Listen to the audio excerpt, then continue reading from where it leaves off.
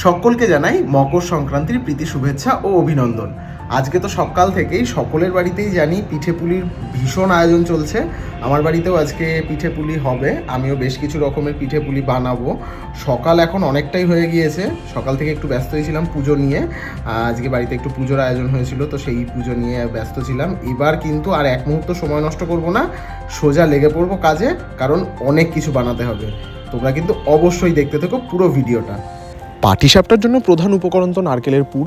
আমি সেই নারকেলের পুর কিন্তু তৈরি করার জন্য নারকেল কোড়াতে আরম্ভ করেছিলাম। তারপরে আরেকদিকে বসিয়ে দিয়েছিলাম পায়েস হয়ে যেতেই আমি নারকেলের পুরটা কিন্তু একদম তৈরি করে নিলাম পাটিসাপটার জন্য। আর সাথে সাথে পাটিসাপটাও বসিয়ে দিলাম।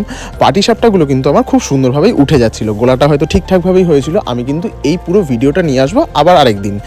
আর তার সাথে এবার আমি তৈরি করে নিচ্ছিলাম সাঝের পিঠে। অনেকে কেউ সাঝের পিঠেও বলেন, কেউ আবার বলেন এগুলোকে যে সরার পিঠে, সেগুলোও দেখো হচ্ছিল। আর এটা আমি মাটির নয়, ননস্টিকেতে এবার করেছি।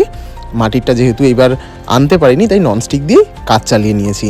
তার সাথে ছিল দুধপুলিগুলো কিন্তু সবেমাত্র তৈরি করছিলাম। যাই হোক, সব কিছু খুব তাড়াহুড়ো করে একটা ছোট্ট ডেকোরেশন করে তোমাদের জন্য নিয়ে এলাম। ভিডিওটা ভালো লাগলে অবশ্যই লাইক করো।